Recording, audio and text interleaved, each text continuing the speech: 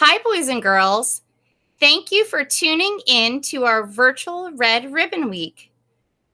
This week, we are focusing on making positive choices to keep our bodies and minds healthy and strong. I am your guest reader. I don't know if you can tell who it is behind the mask and the cape, so you may have to wait until the end of the story for the big reveal.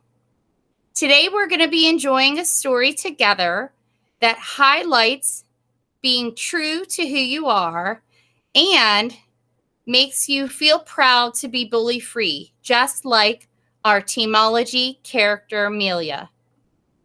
The title of our story is A Bad Case of the Stripes, and the author is David Shannon.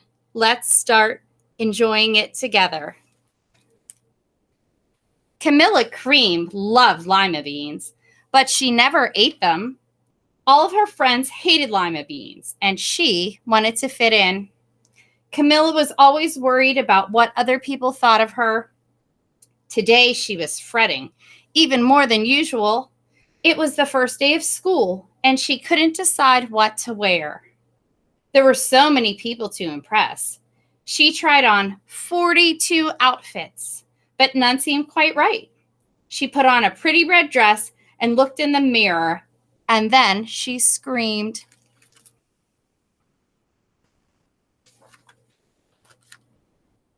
Her mother ran into the room, and she screamed too. "Oh, my heavens," she cried. "You're completely covered with stripes." This was certainly true. Camilla was striped from head to toe. She looked like a rainbow. Mrs. Cream felt Camilla's forehead. "Do you feel all right?" she asked. "I feel fine," Camilla answered, "but just look at me." "You get back in bed this instant," her mother ordered. "You're not going to school today." Camilla was relieved. She didn't want to miss the first day of school, but she was afraid of what the other kids would say, and she had no idea what to wear with those crazy stripes.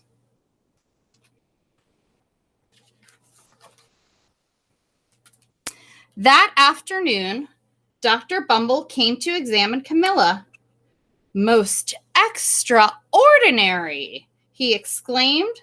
"I've never seen anything like it.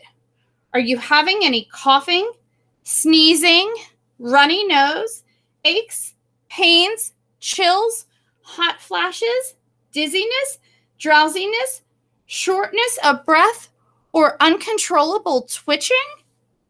"No," Camilla said. "I feel fine." "Well then," Dr. Bumble said, turning to Mrs. Cream, "I don't see any reason why she shouldn't go to school tomorrow. Here's some ointment that should help clear up those stripes in a few days. If it doesn't, you know where to reach me." And off he went.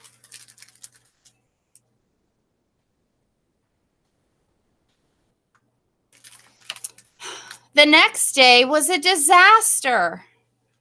Everyone at school laughed at Camilla. They called her Camilla Crayon and Night of the Living Lollipop.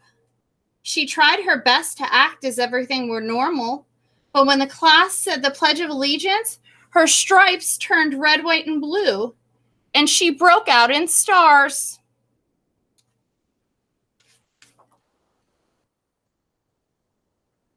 Some other kids thought this was great. One yelled out, "Let's see some purple polka dots." Sure enough, Camilla turned all purple and polka dotty.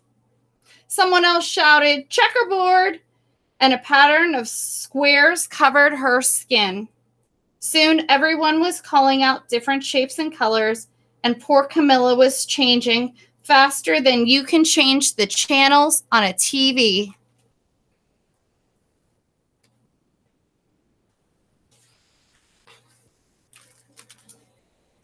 That night, Mr. Harms, the school principal, called. "I'm sorry, Mrs. Cream," he said. "I'm going to have to ask you to keep Camilla at home from school. She's just too much of a distraction. And I've been getting calls from the other parents. They're afraid those stripes might be contagious." Camilla was so embarrassed. She couldn't believe that 2 days ago everyone liked her, and now nobody wanted to be in the same room as her. Her father tried to make her feel better. "Is there anything I can get you, sweetheart?" he asked. "No, thank you," sighed Camilla. What she really wanted was a nice place of lima beans, but she had been laughed at enough for the day.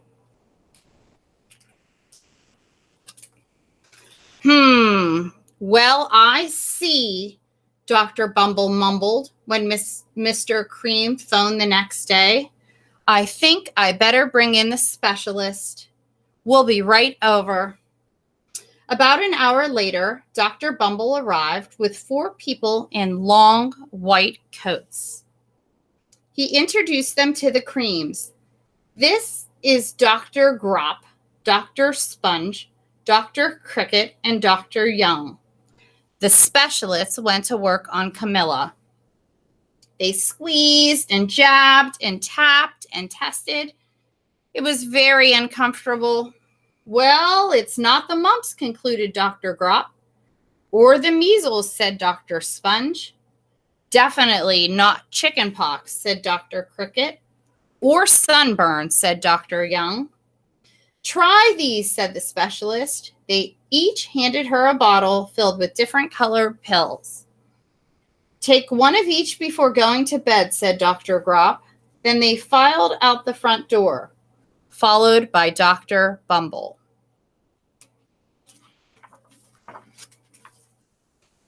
That night, Camilla took her medicine. It was awful. And when she woke up the next morning, she did feel different. But when she got dressed, her clothes didn't fit right. She looked in the mirror, and there, staring back at her, was a giant, multicolored pill with her face on it.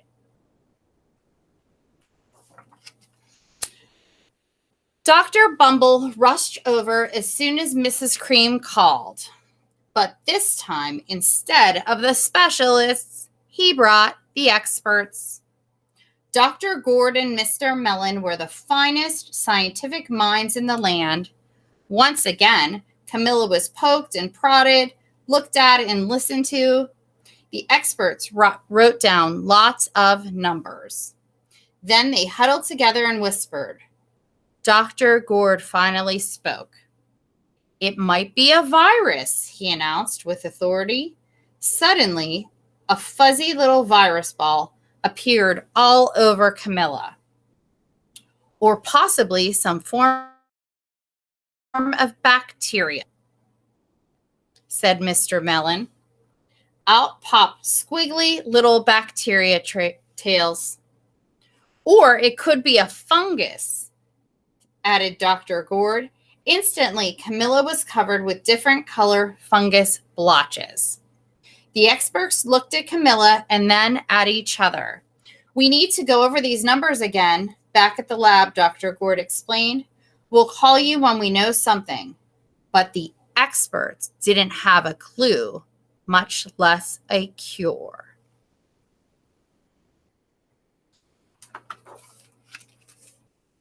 By now, the TV news had found out about Camilla.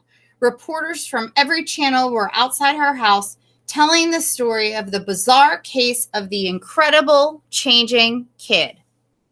Soon, a huge crowd was camped out on the front lawn. The Creams were swamped with all kinds of remedies from psychologists, allergists, herbalists, nutritionists, psychics, an old medicine man, a guru, and even a veterinarian. Each so-called cure only added to Camilla's strange appearance until it was hard to even recognize her. She sprouted roots and berries and crystals and feathers and a long furry tail, but nothing worked. One day, a woman who called herself an environmental therapist claimed she can cure Camilla. "Close your eyes," she said. "Breathe deeply and become one with your room." "I wish you hadn't said that," Camilla groaned. Slowly, she started to melt into the walls of her room. Her bed became her mouth, her nose was a dresser, and 2 paintings were her eyes. The therapist screamed and ran from the house. "What are we going to do?" cried Mrs. Cream. "It just keeps getting worse." She began to sob.